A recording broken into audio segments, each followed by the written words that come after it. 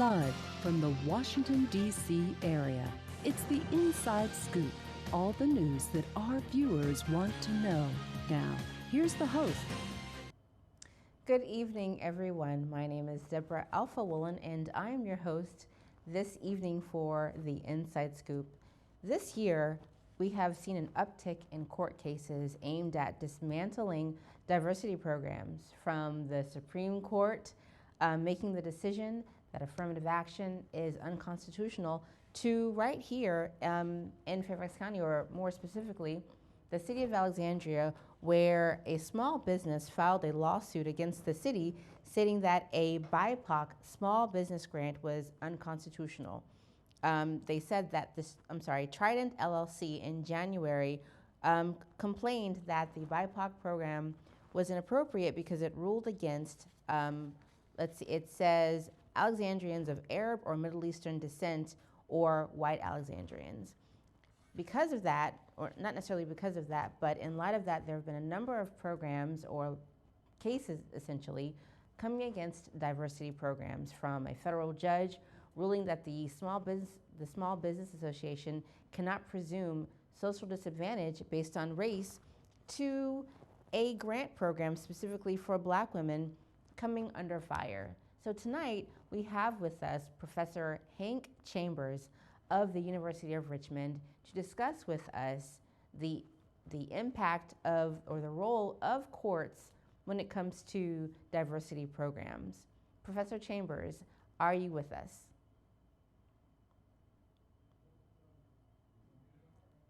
Okay, we are working through Zoom right now, so we are working to make sure that we can hear him.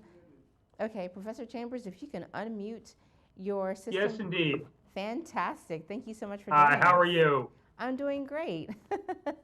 Thank you for joining us. So you are a constitutional, correct me if I'm wrong, but you teach constitutional law at the University of Richmond School of Law, is that right?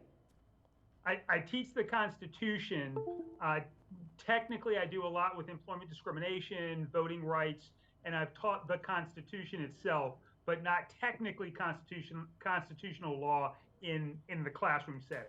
Gotcha. Okay, well, your diverse background, teaching Constitution, civil rights, etc., is perfect for this conversation. I know that you've been on Inside Scoop before, and you contributed so much to our conversation about ranked choice voting. So I know this is a bit of a shift, but I knew I wanted your perspective on this issue right now facing our nation.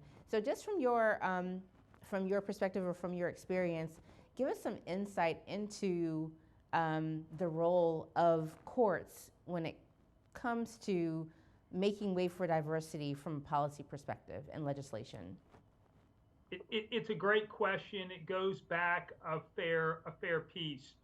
Part of what we run into is considering the role of race in American life. So the role of race in American life has been pretty important, pretty salient since pretty much the beginning of the United States. In fact, well before that, when we were still essentially British subjects as such. So the issue of race and slavery, et cetera, take it up to the Civil War, just post the Civil War. After the Civil War, the idea was, not only do you take the Black folks who were already free, but you also are going to free the enslaved folks. Now the question is, what do you do with people? Do you make them substantively equal, or do you merely say, hey, don't commit, well, I won't say don't commit crimes, but don't enforce the laws improperly against them because of race? America has taken the position, generally speaking, that we care about procedural equality, but we're not necessarily all that concerned about substantive equality. And as a consequence, you have a lot of folks who will talk about the Constitution and talk about constitutional amendments and talk about equality as a way of trying to ignore or evade the effect that race has had on people's lives. So that's the big piece of what we're trying to do. Let me stop there for a second and make sure that I've been relatively clear. So what do you think? Any questions about that?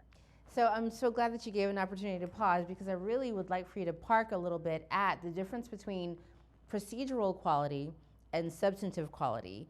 I know there's some folks who might say, well, even from a procedural perspective, kind of pivoting a bit, but when it comes to qualified immunity, that absolutely is not, procedurally speaking, a fair policy. So park there a bit and explain what you mean by procedural equality versus substantive. Sure. So questions about race neutrality. The idea that we can have a rule that is race neutral and therefore it's fair is one of those issues that's out there. So if folks say to you, well, I'm colorblind, I might say, no one's colorblind. Right? That is, there's a difference between saying I don't see color and saying I try not to use color as a basis for doing much. But we'll sort of keep that foregrounded. But the idea that we're not going to think about race, that we're just not going to think about it, that's kind of more of a procedural quality question. If, on the other hand, the notion is let's make sure that minority groups are treated as well as non-minority groups, that's more to substantive equality. So the differences between those two can be fairly important. We can think about it in our school system. Right? A school system that says, we don't care what your race is, we don't care how you got here, we're going to try to treat you equally, is great. But if you have a group that, say, has been treated poorly, or a group that has not been given the kinds of teaching and learning opportunities that others have been given, it's difficult to argue that they're going to be the same when it comes to substantive outcomes. So that difference is one that we have to think about. If we want a society that's going to make sure that race no longer matters, that color no longer matters, that even sex and gender no longer matter, you kind of have to take those things into account because of where we've come from. And that's part of the discussion and the debate that we're having right now. How much do you ignore race so that procedurally everyone seems to be treated equally, versus how much do you take race into account to try to make sure that substance-wise people of all races have end up in an equal setting?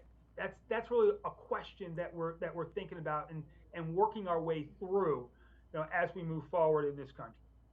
So it seems like we're moving from, so we turned the switch on. We created this set of laws, let's just say the Constitution. We created this body of laws that was absolutely based upon your status and your race. Essentially, and please chime in, but just from my perspective, it seems like as a colony, we wanted to make sure that white, Christian, land-owning men had a set of privilege, a place of privilege.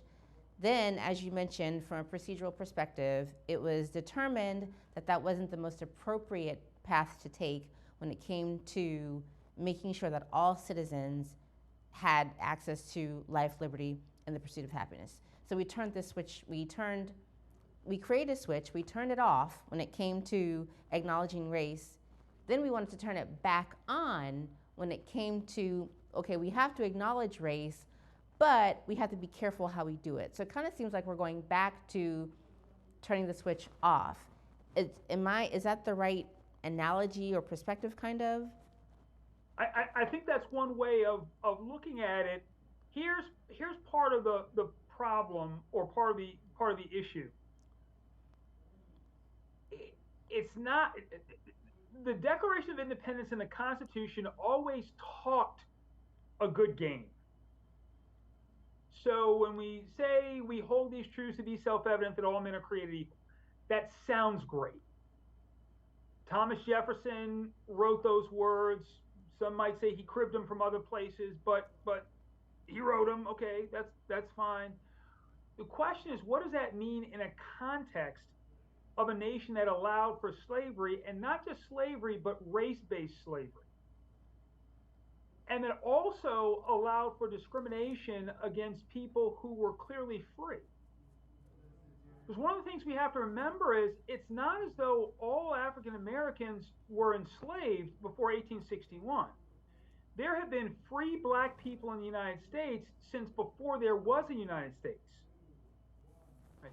So part of the question we can ask is, even if we put slavery to the side, let's ask the question about how we treated free black folks and free women for that matter. We had a constitution that allowed for discrimination on any number of bases. So part of what we've tried to do in the last, say, 150-ish years or so is try to undo a lot of the stuff that the Constitution allowed to be done to people and to families, et cetera. So how we're going to get to a point where we look at people and say, let's try to be fair to people and let's try to be equal, we have to realize that we don't really have a good language for that under the Constitution, because the Constitution for so long did not have a problem with treating people differently based on sex, race, religion, how much property you own, issues along those lines. So part of what we have to do is look at ourselves and be honest and say, what is it that we want out of America? Do we want a fair America? Or do we not want a fair America? Do we want an America that seems to have all kinds of people at all different levels? Or do we want an America where we say we don't worry about race, even if the result of that is that we have an underclass and a racialized underclass? That's one of those questions we have to think about and we have to consider. So in terms of turning on principles and turning off principles, I think you're onto something. Here's what I think you're onto. If we take the principles that we, in theory, believe underlay the United States of America, the ones that underlay at least what the overclass thought was fair, if we take those ideals and apply them today, maybe we'll be okay. But by recognizing that for so many years those principles were not applied to people who weren't in the upper classes, or at least didn't have the right race to be in the upper classes, we recognize that we are trying to remake something that arguably never really existed. Absolutely. So we look backward and we look forward, and it's a hard thing, particularly when we then don't want to talk about our history and we don't want to teach history properly, which may be a whole different discussion. Yes. So we're coming to the close of our first segment. I'm really excited about this conversation. Folks, please make sure you stay right there as we continue our conversation with Professor Hank Chambers and the role of the U.S. court system when it comes to diversity, equity, inclusion policies and legislation. We'll be right back. Caitlin, be serious. Okay, his volume is... Come on. I'm totally taking this seriously. Okay, I'm ready. You may begin. I pledge that I will never meet in person with anyone I first met online without checking with my parent or guardian. And furthermore, if my parent or guardian agrees to the meeting, it will be in a public place and my parent or guardian must come along. Do you pinky swear? I do. When you teach your kids about internet safety, they'll pass it on. For more information, go to cableclicksmart.org. Dare to load their minds. Dare to explore. Dare to STEM. Learn more at She Can STEM. You're not the kind of guy that makes the girls all sigh. 2 for $3. They never turn their heads and look when you walk by. 'Cause it's the little things. Oh, thank you. You're welcome. Helping. What a nice young man. Pass it on. My goodness. You are not what you got.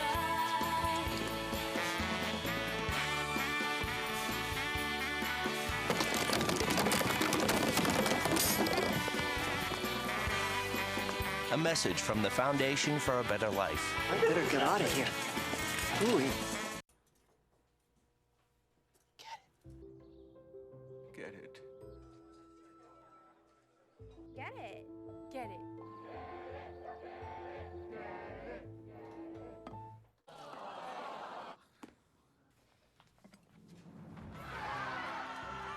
Give your town a reason to celebrate, because every Goodwill item you bring home brings job training and more to your community. Goodwill, Bring good home. We're back to the Inside Scoop. Here again, your host. Again, my name is Deborah Alpha Woolen, and I'm your host this evening for the Inside Scoop. Tonight we have with us Professor Hank Chambers, professor of Constitutional Law and Civil Rights Law for the University of Richmond School of Law, and we're discussing the role of courts when it comes to policy and legislation related to diversity, equity, and inclusion programs. So Professor Chambers, when we left off, and I know that I butchered the classes that you teach at the University of Richmond School of Law. I'm trying to give you a promotion. But when we left off, You're fine. You're fine. We're having fun. So one of the things that I've done over the past quarter century, it sounds like a long time, but it doesn't feel like that long, is I've taught issues of the Constitution to lots of people, whether it's K-12 students, K-12 teachers, government officials. So that's the reason why I say, yeah, I've done a lot of teaching about the Constitution and a lot of writing about the Constitution. So we're perfectly fine. You're doing fine. No problem. Okay, great. So I'm in the ballpark, so that's fantastic. So before we left off, we were talking about essentially what got us here. We have this switch called race that was written into the Constitution. Then we wanted to get away from it, and it kind of seems like we keep toggling back and forth. And before we left, we talked about how people of African descent, essentially, and women were treated when it came to the Constitution. So we talked about enslavement. But it's also important to consider, and now I want to get into what exactly is affirmative action. But it's important to take a look at how marginalized communities, essentially citizens within the U.S. that were not male, that were not Christian, that were not land-owning, that were not white, how they were treated from an education perspective, from a voting perspective, from an employment perspective, and why affirmative action became a necessity. So yes, go ahead. Yeah, you put a lot in there. So it may not be a surprise if I don't hit all of them to just remind me of the pieces that I don't hit. Sure. Let's talk for just a moment about voting. Let's talk about voting because we have to recognize that the Constitution didn't say terribly much about voting in the beginning. There was a bit of an assumption that some people would be able to vote, but voting historically has been state-based. So Virginia would decide who got to vote in Virginia, and Maryland would decide who got to vote in Maryland. So you actually had some differences between and amongst the states regarding who got to vote. But one thing was fairly clear. Before the Civil War, you could determine who got to vote on the basis of race, on the basis of sex, generally speaking on the basis of property. As a consequence, you had a number of places that said, well, if you are black, if you're a woman, we don't care how much property you own. Those things allow us to say, no, you can't vote. So when you put that into that kind of context, you start to realize that the Constitution allowed for straight up discrimination for many, many years, many, many decades. So the notion that we want to think about our history and say, well, those words that were written, they were great. They may have been great, but only in a context where the Constitution allowed for straight up discrimination. Now remember that the courts have to use the law and apply the law that's there. So if the law that's there allows for discrimination, it's not as though courts can necessarily just ignore the law and provide equality where none existed. So those are some issues that we really have to consider and think about what the law said we were allowed to do, or what the law said that states were allowed to do, and what the law said states were not allowed to do. I do want to give a little bit of a shout out to a couple states, because there were states that actually did allow African Americans, free black folks to vote before the Civil War. And I'm not going to, we won't talk necessarily about those specific states, but the notion was that states had the right to do that if they wanted to. It's just that some states decided not to. So for example, North Carolina actually allowed free black folks to vote in the late 1700s and early 1800s. and then took the right to vote away from free blacks in the I think it was the early 1830s. So there's a lot of interesting history that's out there for us to think about. But in terms of race, the Constitution doesn't talk about race in that many places. Instead, it just allows for states to do things to people based on their race, and it didn't have a limitation on what states could do to people. And that's really what the problem was, and that's where the problem was. States were allowed to do things to people, and the Constitution did not say, no, no, no, no, you have to treat people equally. That was part of the problem, at least before the Civil War and before the Reconstruction Amendments, the 13th, 14th, and 15th Amendments. But let me stop there for a second and have you let me clarify if there's something I ought to clarify moving forward. Sure, no, that's perfect. And that's actually a perfect segue into us talking specifically about affirmative action so that we can touch on those other topics of education and employment. So in 1961, obviously, President Kennedy Executive Order 10925 used affirmative action for the first time by instructing federal contractors to take affirmative action to ensure that applicants are treated equally without regard to race, color, religion, sex, or national origin, and established the Committee of Equal Employment Opportunity. So earlier you talked about language, and I think it's just so interesting that it says that essentially affirmative action was created to ensure that people are treated equally without regard to race. So what are your thoughts on that? Sure, context always matters. And that's where the problem arises. When you think about the idea of affirmative action and what was being said, the notion was we know full well that federal contractors are discriminating against black people. We know that. So what we're going to say is don't do that. At least we're going to say don't do that and try to diversify your companies if you're going to do business with the federal government.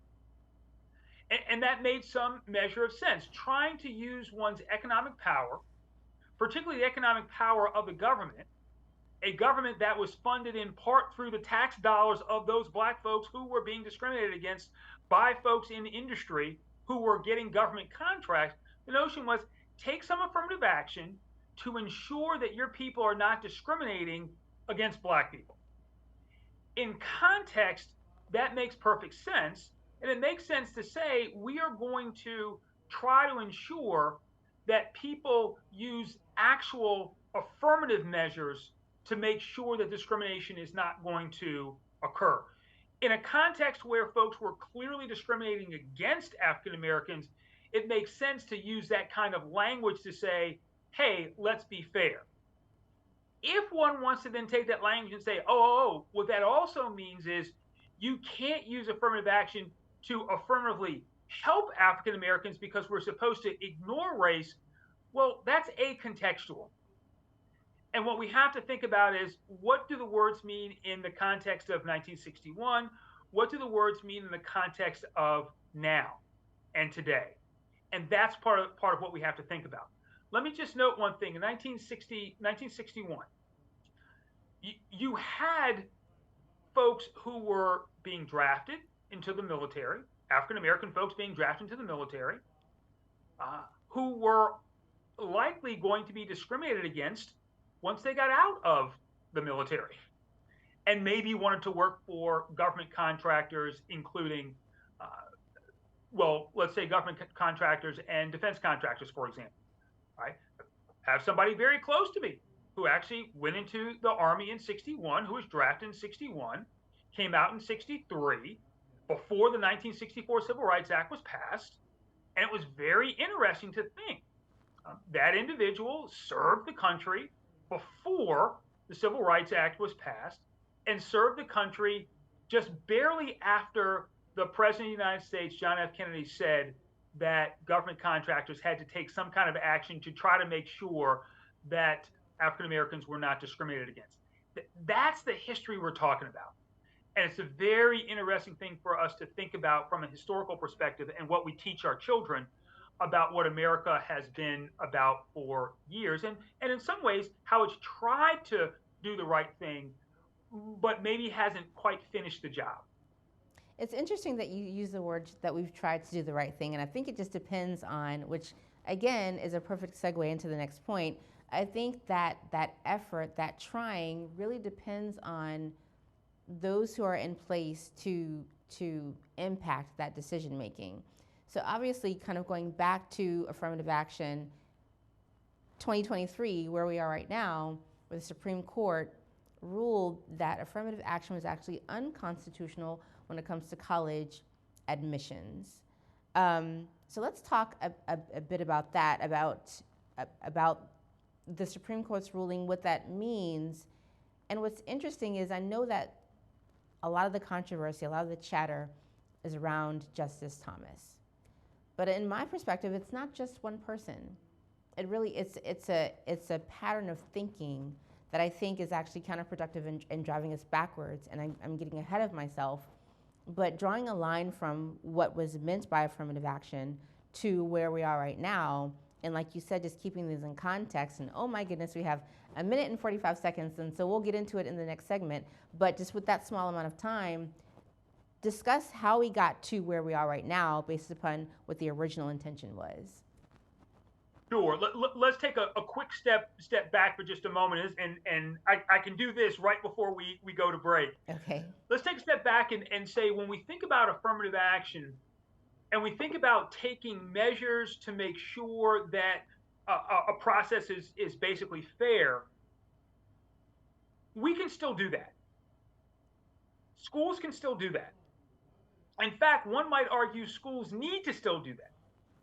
So if we were to jump into the opinion, what we might find is the things that schools are still allowed to do might actually help them get diversity and might qualify as affirmative action. So I wouldn't say that affirmative action is unconstitutional. I would say that certain specific uses of race have been deemed unconstitutional in context. But that's a smaller piece of the bigger issue of affirmative action. We can still take affirmative steps to go look for talent where talent has not been looked for. That's something that schools can absolutely do. And indeed, that arguably is something that the original affirmative action vision was meant to deal with. The idea of going to look for talent in places where talent had not been searched for in the past. Absolutely. That's a perfect place to pause. Please make sure you continue with us as we continue our conversation with Professor Hank Chambers and the role of the courts when it comes to policy making about diversity. Don't go anywhere. Stay right here. We'll be right back.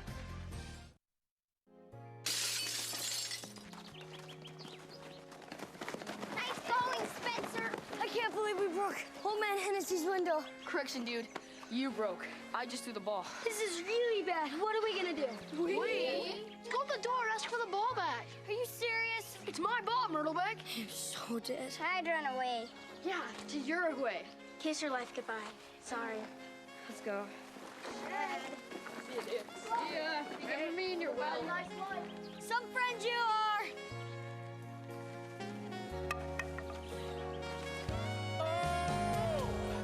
Keep smiling, keep shining. Hi. Tell him it was an accident. And we can fix the window. Come on. I'll come with you. Loyalty. Pass it on. You go first. A message from the Foundation for a Better Life.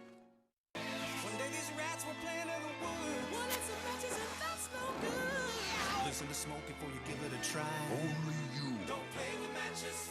Don't play with fire. Cause there's nothing very funny about Rick Fire. Nothing very nice on a homeless mind. So if a gorgeous force is what you desire, don't play with matches. Don't play with fire.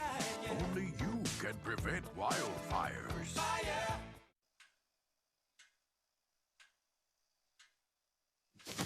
Awkward. I'm the awkward silence. You try to avoid me, then there I am again. But an awkward silence can be a great thing. Like Kelly here is about to demonstrate. You haven't really been yourself lately. Are you okay? Find out how you can help a friend with their mental health at seizetheawkward.org. We're back to the Inside Scoop. Here again, your host. Thank you so much for staying with us here on Inside Scoop as we continue our conversation with Professor Hank Chambers of the University of Richmond School of Law. And we're talking about the importance of affirmative action and diversity policies and programs and legislation and what seems to be an attack on those programs today. So before we left off, Professor Chambers, we were talking about the role of affirmative action and kind of its dismantling, which again segues into my next point, the Fearless Fund, and other actions taken to roll back affirmative action programs. But before we go there, we were talking about, my question was, is this really just about one person? Justice Thomas is at the center of this, but it seems like there's a trend, or there's this activity around dismantling affirmative action programs in the name of making sure that I don't want to say supermajority, but essentially white men or the ruling class or privileged Americans don't have more of an opportunity than marginalized communities. So what are your thoughts on just kind of that energy behind this movement? Yeah, you really make an important point that the energy is quite significant. Now, I don't want to jump on Justice Thomas, certainly not as the only person out. Now, he has some issues that he needs to deal with. And certainly I would be happy to help him out with those if he ever wanted someone to talk to about those. But I'm really not being a smart aleck. I swear it really has to do with, hey, let's have a discussion about how the world really works, and how things and how admissions are really done. His antipathy to affirmative action, or what he says is his antipathy to affirmative action, is longstanding, but ironically has almost nothing to do with affirmative action itself. It really has to do with his vision, at least as he has suggested, has to do with his vision of how he views himself as a beneficiary of affirmative action. The problem that one runs into is that if you think affirmative action is about taking people who are not qualified and allowing them to get the benefits when they're not qualified for the job, then yes, one can understand how that may cause some issues. If, on the other hand, you think of affirmative action as go look for talent in places where historically it hasn't been found, or go look for talent in people who have historically been shunted to the side, then that's a completely different story. Right? When we think about affirmative action for women, folks sometimes will even bristle at the concept of affirmative action. But given the decades, centuries, when folks simply shunted women to the side and said, well, why should we educate women? Why should we care about what women think? Well, today, of course, we care about what women think. And quite frankly, we ought to look at ourselves in the mirror and ask, is it possible that we haven't gotten as far as we could have gotten if we had treated women correctly from the start? If you and listened to women from the start, if that's the way you think of affirmative action and you then apply that to race, then you realize, oh, this is about getting the most out of our American society and American people. When you look at it that way, it changes things. So let me give you a quick little piece from an old case I used to teach called Hazelwood versus U.S. Hazelwood still is a district in suburban St. Louis. They were looking for teachers, and they talked about how they looked for teachers in the 1960s and early 70s. And they said, well, we would look for teachers by going out to schools that had schools of education and looking for them. So we would go to the University of Missouri, and we would go to the University of Kansas, and we'd look for the great teachers there. And it turns out that they didn't bother to go to Harris Stowe Teachers College, which was in St. Louis, in part because you had a bunch of black folks there.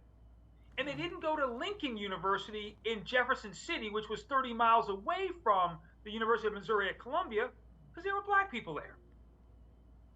That's what affirmative action originally was about, is let's find people who can do the job in places where we wouldn't normally look. Believe it or not, that's still going on out there today. When we say, oh, well, we need to look at X school or Y school and not look at those other schools, part of what we're saying is we're just going to overlook Americans who can do the job. If you think of affirmative action in that way, of trying to get the most talent out of all of our people, those uncovered gems, if you think of it that way, then affirmative action is extraordinarily American.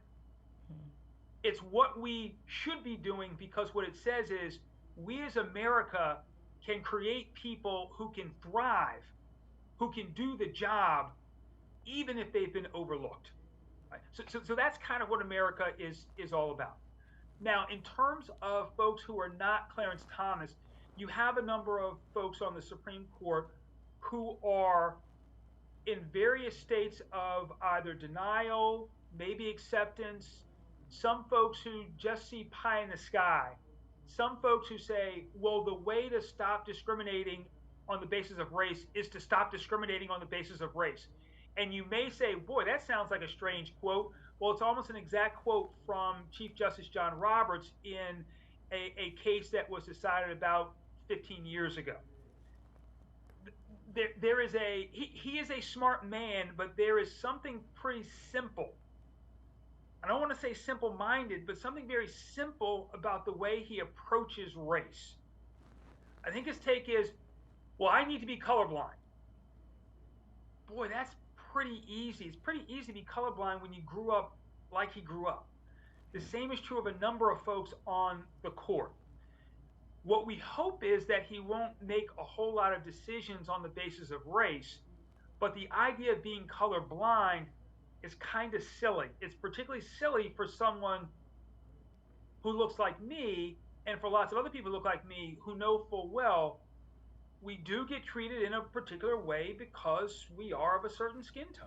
And Professor Chambers, you raise such an excellent point when it comes to perspective on race. I was having a conversation with someone not very long ago, and she was talking about gun violence in certain communities. And she said, these communities are not where they are because of the color of their skin. They are where they are because of systemic racism. And my initial thought was, you cannot have one without the other.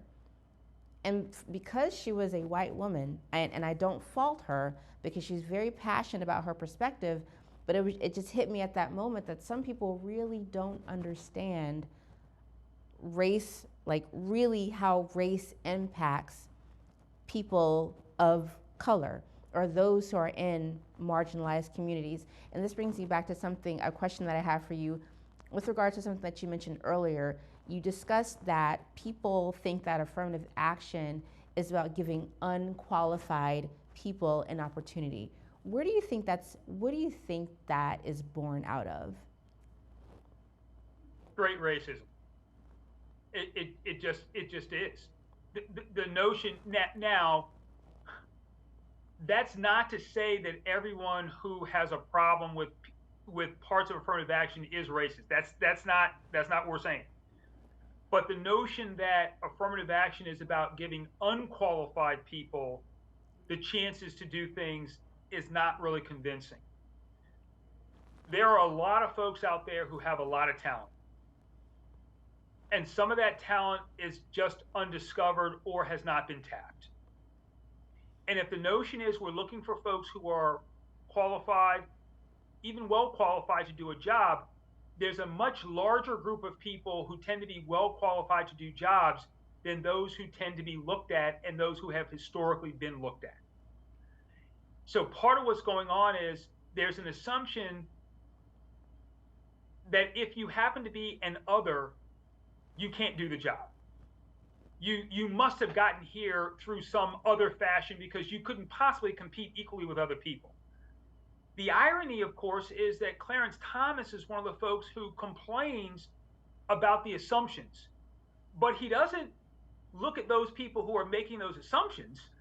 Instead, he looks at affirmative action and says, see, I'm being treated badly because of affirmative action, we should get rid of it. Instead, of course, what folks ought to say is, well, Clarence Thomas was one of those gems who people would have overlooked if not for the fact of affirmative action. If not for the fact that Yale said, we think that there are well-qualified black folks out there, we're going to go look for them, and hey, look, we found one in Clarence Thomas, and therefore he's going to go to Yale, yes, as someone who has benefited from affirmative action, right? If that's what he thought of, and if other people at Yale thought of him that way, and if other students at Yale thought of him that way, then I suspect he wouldn't have a problem. It's only because those students apparently suggested that he was only there because of his race, which is interesting because at that time there were probably a lot of white kids who were there ostensibly because of their race. Yeah. Which is not to say they were unqualified. They were just there because of their race, whether it's because of their parents, whether it's because of where they went to school, right? At a time when going to school there might not have been something that a lot of African Americans could have been able to, places where African Americans could have been able to go, right? There are any number of reasons for us to look at how America has been in the past and say, there's a lot of unearned privilege out there on any number of sides, but quite frankly, when it comes to affirmative action and unearned privilege, there's a lot of white unearned privilege, which doesn't mean that we should treat people poorly. And it doesn't mean that those folks don't deserve to be there, whatever deserve means. That is to say, it's not to say that those folks aren't well qualified. They are well qualified, but would they be in the position where they are but for some aspect of their life that was correlated with race? The answer is probably not. Right. And you but raise... folks don't look at, oh, sorry, go ahead. I'm sorry. But folks don't look at Justice Gorsuch and say, well, gosh, if your mom hadn't been a high-ranking official, then people might not have known, in the Reagan administration, people might not have known who you were. Or if you hadn't gone to Georgetown Prep, people wouldn't have known who you were. Or with Justice Kavanaugh. You know, no one thinks about that as being unearned privilege. They just say, well, that's just the way life is. And that's not to say that those guys aren't highly qualified. It's just to say they wouldn't be where they were it not for other factors in their lives that are just as race-based as affirmative action is race-based for minorities. Absolutely. And so we're going to get into kind of that fear and that dismantling. So please make sure you join us for Inside Scoop. Don't go anywhere. We'll be right back. Every day across America, excess food is gathered by a network of good people at local food banks, giving hope to millions of children who struggle with hunger. They've earned their wings, and you can too. Together, we can solve child hunger. Support Feeding America and your local food bank at feedingamerica.org. Hi, I'm Josh Temple. You might have seen me on TV where I help folks turn their houses into dream homes. But forget construction. Parenting is the toughest job there is. So when you need help or advice, turn to the parenting experts at Boys Town.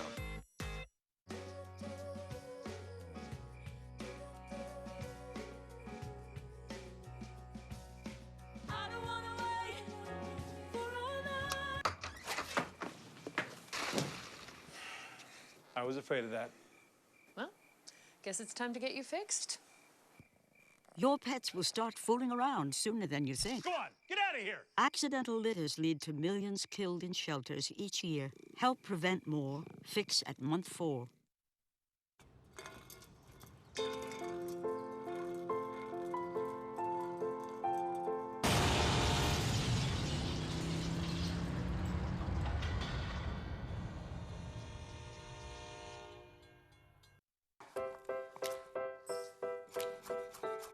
Food. It nourishes, brings us together, and adds flavor to life. That's why it's important to wash hands, surfaces, and fresh produce. Keep raw meat, poultry, and seafood separate from ready-to-eat foods like fruits and vegetables. And cook to proper temperatures using a food thermometer. Enjoy and refrigerate leftovers within 2 hours. For more tips on safely preparing foods, visit homefoodsafety.org. We're back to the Inside Scoop. Here again, your host. Thank you so much for coming back and joining us on Inside Scoop. I'm your host, Deborah Alpha Woolen, and we are continuing our conversation with Professor Hank Chambers of the University of Richmond School of Law. And we're talking about affirmative action and the role of U.S. courts when it comes to policymaking and legislation related to diversity, equity, and inclusion programs. And so when we left off, Professor Chambers, we were talking about things that perspectives that people just don't have when it comes to really understanding the impact of affirmative action, and how some people believe that affirmative action essentially provides programs or opportunities to people who are presumably unqualified, which is absolutely not the case. But we also talked about, and you raised an interesting point when it talks about, well, you raised an interesting point when you mentioned that there are spaces where people of privilege are given opportunities because of their race or because of their background. And that makes me think of how there is action within our courts to examine legacy administrations when it comes to college admissions. So let's talk a bit about that, but then I want to get into, because we've made so many strides from 1961 all the way up until now when it comes to affirmative action. So now there's like this energy to overturn.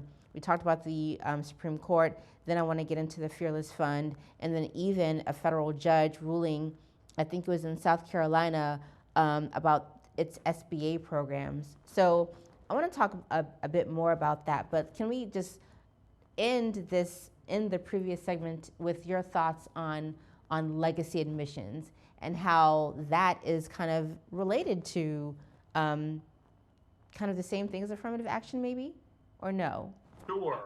Sure. It's a fascinating question, because that gets into the question of how we deal with what we might consider to be intentional discrimination versus unintentional discrimination. So I'll give you an example of something that's become interesting. We now have a cohort of folks who are old enough to have children, a cohort of African American folks who are old enough to have children, who may very well go to some of the predominantly white institutions that are elite institutions. So it's not that you don't have any African American legacies. You do have some African American legacies, but the lion's share of legacy admissions are going to be white folks. So it's an interesting question. So how do you deal with a situation like that, where you have some African Americans who may well benefit from a structural program that overwhelmingly benefits white folks? Right, that's one of those interesting questions that's out there, and that's what we run into. There are some folks who would argue you've hit the nail on the head. Legacy admissions are not about intentional discrimination; they're about unintentional discrimination. And what we're really worried about is intentional discrimination, and that's what programs that set aside spaces for African Americans are: intentional discrimination. My take is, but we're talking about society in general and how minority groups are going to fare in society. So we ought to do what we can to make sure that folks who have historically been treated poorly are treated well. So I can understand the idea behind legacies, and if the notion is we have to get rid of legacy programs because overall they harm minorities, so be it. Just recognize that there are some minorities who are not necessarily harmed by legacy programs.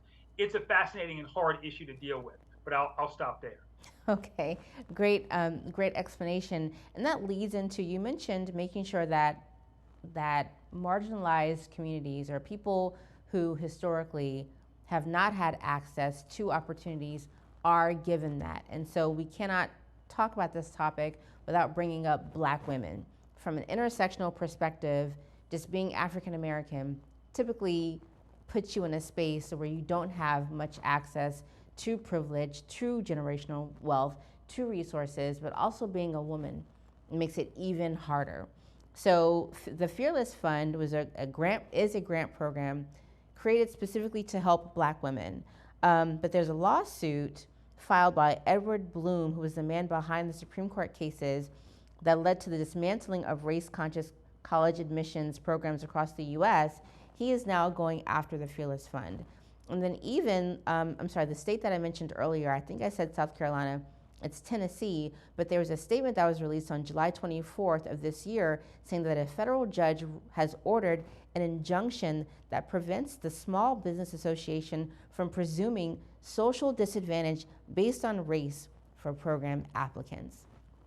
Where are we going? If the courts and this type of action is a bellwether for where we're going, does this spell bad news? Does this mean that we need the right people in place? Just what's the barometer? What do you think?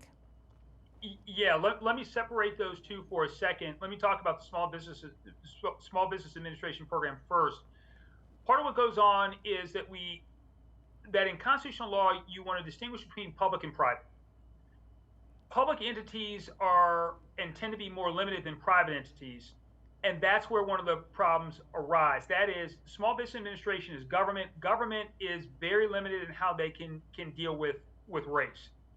So the notion behind the Small Business Administration situation, I think, is the court saying, let's take the decision from the Harvard University admissions case and run it through Small Business Administration.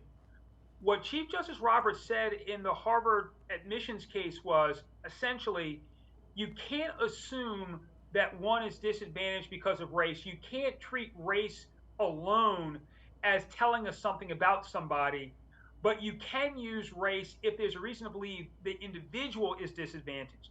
So I suspect that what the judge in the SBA case is suggesting is, look, we can't assume disadvantage. If the program is about disadvantage, then make sure that you are doing the program based on disadvantage, not on race. Now, some of us would say, we can assume disadvantage based on race regardless.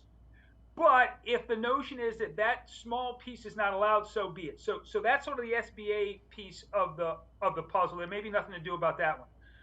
In terms of the fund, that's more troubling to me. That's a situation where you have what's ostensibly a private entity, an organization, trying to just help Black women get to somewhere close to parity. It's just not the case that the folks who they're trying to help are already feeling all the benefits of society. Instead, what you have is a situation where you're just trying to do your level best to help a group of people who historically, as you say, have not had access to capital, which is what they need to start small businesses. You're just providing that kind of seed money, that kind of venture capital, the kind of venture capital that those women arguably or probably would not get if they went to regular venture capital folks who would be able to essentially say, I'm not sure I want to invest in this person. And if you were to scratch the surface, you'd find out, yeah, you don't want to invest in them because they don't look like you. Not that they're saying necessarily, I don't like Black women, but I don't feel comfortable with folks who aren't quite like me. Therefore, I'm not going to provide money for folks who don't look like me. That's the kind of thing that it would be nice if we allowed folks to overcome. But Ed Bloom, his notion clearly is, I want to take away every possible benefit that Black folks may get, in part because they're Black. I will pray for Brother Bloom, because that's about all I can do for him right now. Okay. But you know what? There are other people who, my concern is, and as you mentioned before, this case against the Fearless Fund is absolutely concerning. If the energy is, or if the thought is, I don't want people who don't look like me to have an opportunity, that is absolutely concerning. We had something similar in the city of Alexandria where Trident LLC, which is an engineering firm, they essentially, I think they sued the city of Alexandria because they had a program, a small business grant. I think the grant went up to $5,000. And this is a multi-million-dollar small business. They sued this program because they said that the program discriminated against them because they were white. This is a multi-million-dollar small business program. And I think the same energy behind Edward Bloom against the Fearless Fund. So what is the thought, what is the rationale behind bringing this type of thinking to our courts? Yeah, there are two pieces of the puzzle. The one that is the most generous, which I don't think is the case, but I think the most generous is that some people really believe that having a colorblind society is the way to go, and they want to start now. And they really believe that having a colorblind society is just appropriate, and let's just start the project now. There are other folks who know full well that they will have a much easier time competing if they can compete based on the privilege they have. And if other folks don't get I won't even say a leg up, but don't get a leg to the same level, good on them. You know, one of the things that has historically been said about affirmative action, LBJ during the early days, JFK during the early days, is you can't shackle somebody for a couple hundred years. Take off the shackle and say, oh, okay, you're equal now. Let's go run the race. You've got to do the kinds of things that make sure that people have a fair shot. That's what a lot of these programs are for, trying to make sure that folks have a fair shot. Right, to try to make sure that businesses that have been disadvantaged, that we know have historically been disadvantaged, make sure they have a fair shot so they can compete fairly. Well, if I were a person, well, I'm not, but if I were a person who said, I want to leverage all of my benefits in order to win, then yeah, I'd want other people to not have the chance to get to the starting blocks in the same position that I was in. I don't want that. I don't need that. All right? That's one of those problems, and that's one of those concerns that's out there. Is should we have a situation where folks are even when they get to the starting blocks or not? Absolutely. And frankly, depending on what you do with affirmative action, you're going to make sure that people don't get to the starting blocks equally and fairly. Professor Chambers, thank you so much for joining us tonight on Inside Scoop. This has been such a riveting conversation. Folks, if you want more information, please make sure you visit Inside Scoop on YouTube at Inside Scoop Live TV. We'll have Professor Chambers' contact information. Please make sure you join us next week for more information on policy and law in Northern Virginia. Have a wonderful evening.